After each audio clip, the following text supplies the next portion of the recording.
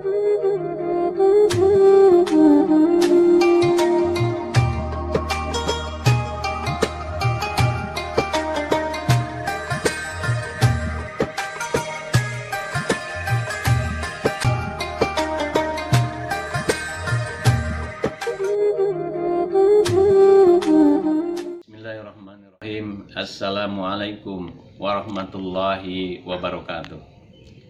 Alhamdulillahilladzi hadana lihada wa ma kunna linahtadiya laula an hadanallah. Asyhadu an la ilaha illallah wahdahu la syarikalah wa asyhadu anna Muhammadan abduhu wa rasuluhu la nabiyya ba'dah. Allahumma shalli ala sayyidina Muhammadin wa ala alihi wa sahbihi ajmain. Amma ba'du. Ayah bunda, saudara-saudaraku dan anak-anak sekalian, marilah kita memanjatkan puji syukur kepada Allah Subhanahu wa Ta'ala yang telah banyak memberikan nikmat kepada kita sekalian, terutama nikmat iman, Islam, dan kesehatan. Dan mudah-mudahan kita akan selalu dekat dan beribadah kepadanya. Marilah kita membacakan Subhanallah walhamdulillah wa la ilaha illallah wallahu akbar.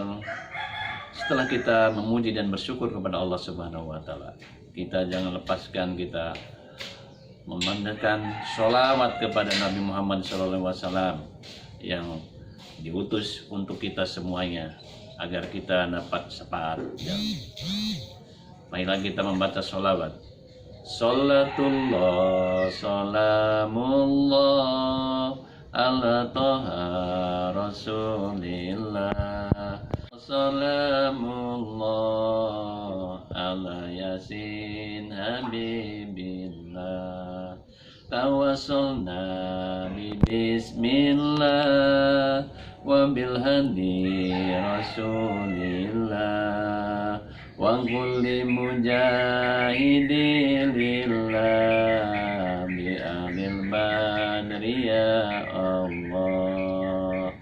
Ayah bunda, saudara-saudaraku dan anak-anak sekalian, setelah kita bersyukur kepada Allah dan mengucapkan sholawat kepada Nabi Muhammad SAW, maka dalam kesempatan ini saya akan menyampaikan tentang pesan Nabi, yang 5 pesan Nabi. Gunakan 5 hal sebelum datangnya 5 hal. Yang pertama kemarin adalah gunakan masa mudamu sebelum masa tuamu datang. Dan yang kedua sekarang, gunakanlah masa sehatmu sebelum masa sakitmu datang. Kesehatan sangat penting bagi kita semuanya, dan pasti semua orang itu mencari kesehatan. Banyak orang yang menggunakan hartanya, tenaganya untuk bertahan, untuk sehat. Maka gunakanlah sehat ini untuk beribadah kepada Allah. Dan sehat ini digunakan untuk bermanfaat bagi umat, bagi kita semua, untuk kehidupan kita semua.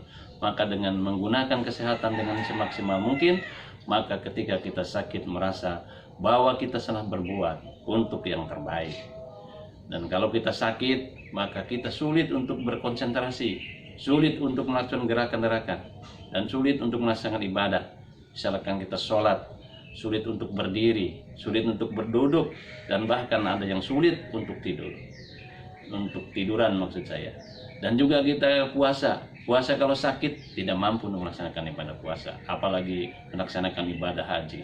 Oleh karena itu pertahankanlah kesehatan dengan semaksimal mungkin. Apalagi kita di masa COVID-19 ini, zaman corona ini, ya, kita harus mempertahankan kesehatan dengan semaksimal mungkin. Kita menutup ya dengan masker, ya, kemudian kita makan makan makanan yang bergizi, dan juga kita menjaga jarak sehingga kita berada di rumah, sehingga kita tidak terpapar, tidak saling tular menularkan dari penyakit ini. Maka pertahankanlah kesehatan dengan semaksimal mungkin. Dan dengan kesehatan inilah kita akan menggunakan untuk beribadah kepada Allah Subhanahu wa Ta'ala, yaitu hablum minallah, dan juga kegiatan untuk sesama manusia, yaitu hablum minanas. Maka apabila hablum minallah sudah dilaksanakan dengan baik dan hablum minas yang baik, maka kita termasuk orang-orang yang bertakwa. Karena itu di dalam Al-Quran ya berkatakan bahwa Ayat yang berkaitan dengan puasa, a'udzubillahi minasyaitonirrajim. Ya ayyuhalladzina amanu kutiba alaikumusiyam kama kutiba alal ladzina min qablikum la'allakum tattaqun.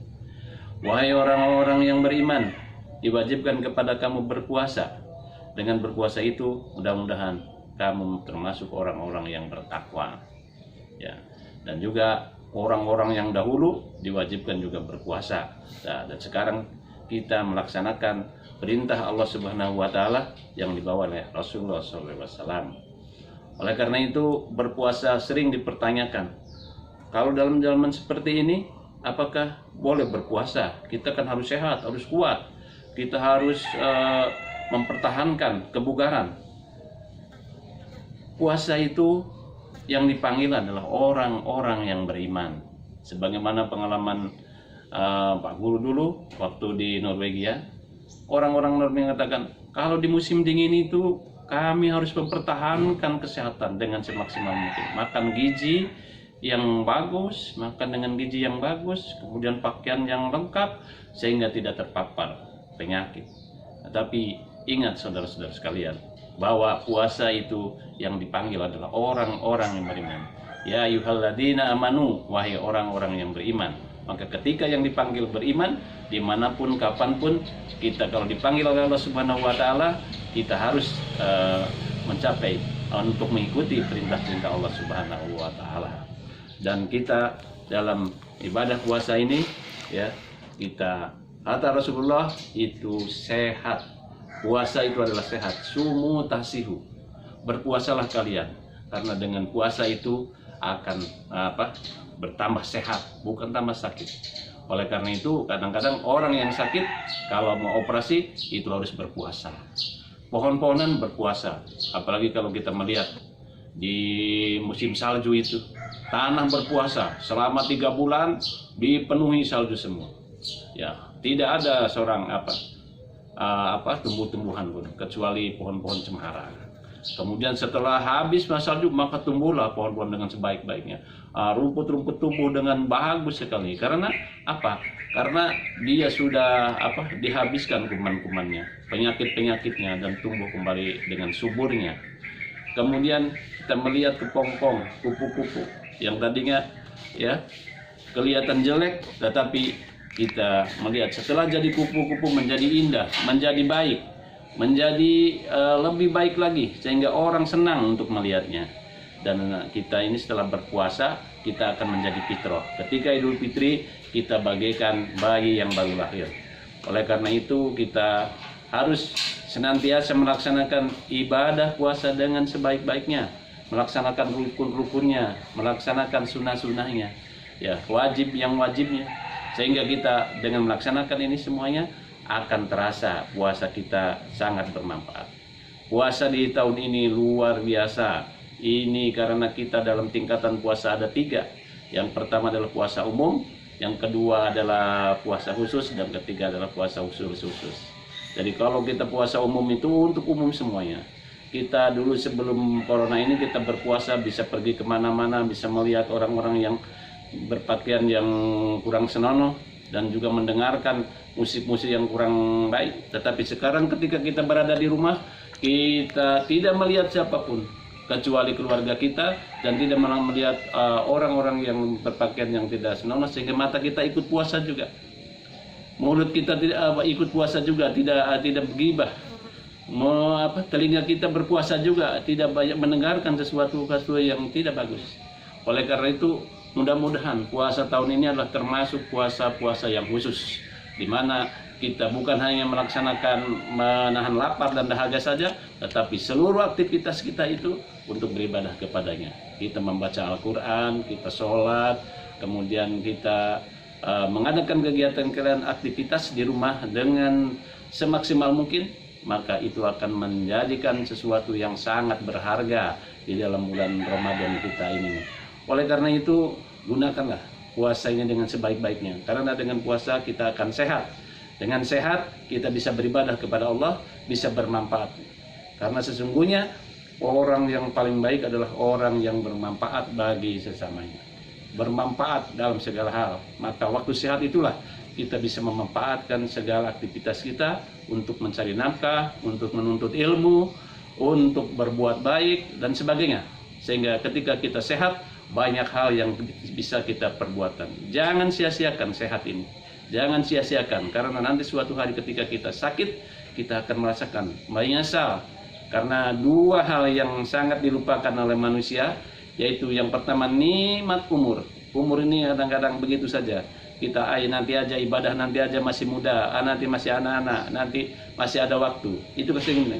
Yang kedua adalah nikmat sehat. Nikmat sehat itu seolah biasa aja. Nah, kita sehat itu ya, merasakan sehat itu kalau kita sudah sakit. Ketika kita sakit, kita merasakan, oh dulu kenapa aku waktu sehat tidak melakukannya? Kenapa waktu sehat aku tidak berbuat ini? Ketika aku sehat tidak berbuat itu. Sehingga kita menyesali apa yang kita lakukan. Oleh karena itu, supaya jangan kita menyesal, manfaatkanlah kesehatan yang kita miliki sekarang ini di rumah, maksimalkan. Jangan sia-siakan waktu yang berada di rumah ini untuk beribadah kepada Allah, membaca Al-Quran, sholat, dan mengajarkan ilmu-ilmu agama kepada anak-anak keluarga kita, sholat tarawih di rumah, dan juga belajar dengan ilmu-ilmu yang lain, sehingga kita akan meningkatkan iman dan takwa kepada Allah Subhanahu wa Ta'ala. Sebagaimana tujuan dari ayat tadi, semoga kita dengan takwa ini, kita Allah berikan jalan keluar dari kesulitan. Kita semoga dengan umat Islam berada di rumah berdoa masing-masing, kita berdoa kepada Allah, semoga virus corona ini cepat diangkat oleh Allah Subhanahu wa Ta'ala dan digantikan kehidupan yang bahagia, kehidupan yang lebih baik, kehidupan yang lebih harmonis, dan kehidupan yang lebih istimewa lagi. Ya, ketika kita setelah ada ujian, pasti inna ma'al usri yusra fa inna ma'al usri yusra. Setelah ada kesulitan, ada kemudahan. Setelah ada kesulitan, ada kemudahan. Dan oleh karena itu, Allah tidak ingin membebani sesuatu kaum kecuali dengan kemampuannya. Allah tidak ingin menyusahkan umatnya, tetapi justru Allah akan memberikan kemudahan-kemudahan. Mudah-mudahan ayah bunda, saudara-saudaraku, anak-anak sekalian, kita dapat menggunakan waktu yang sangat singkat ini ketika berada di rumah ini dengan sebaik-baiknya, melaksanakan ibadah puasa dengan sebaik-baiknya, dan ditambah dengan ibadah-ibadah lainnya, sholat-sholat fardu, sholat-sholat sunnah, membaca Al-Quran, dan juga sodako, infak, sehingga kita akan tercapai hablum minallah dan hablum minanas. Ketika kita sudah melakukan semua itu, maka kita termasuk orang-orang yang bertakwa. Mudah-mudahan apa yang saya sampaikan hari ini, dan kita akan lanjutkan nanti insya Allah di kesempatan yang lain, dan kita bermanfaat untuk kita semuanya, untuk saling mengingati. Fastabiqul khairat, kita berlomba-lomba dalam kebaikan. Jangan sampai kita lupakan bahwa sehat ini gunakan untuk sebaik-baiknya beribadah kepada Allah dan bermanfaat bagi orang-orang atau bagi manusia yang lainnya. Terima kasih, dan mohon maaf apabila ada kesalahan, dan kepada Allah saya mohon ampun bila bisa bila hak wa minkum. Assalamualaikum warahmatullahi wabarakatuh.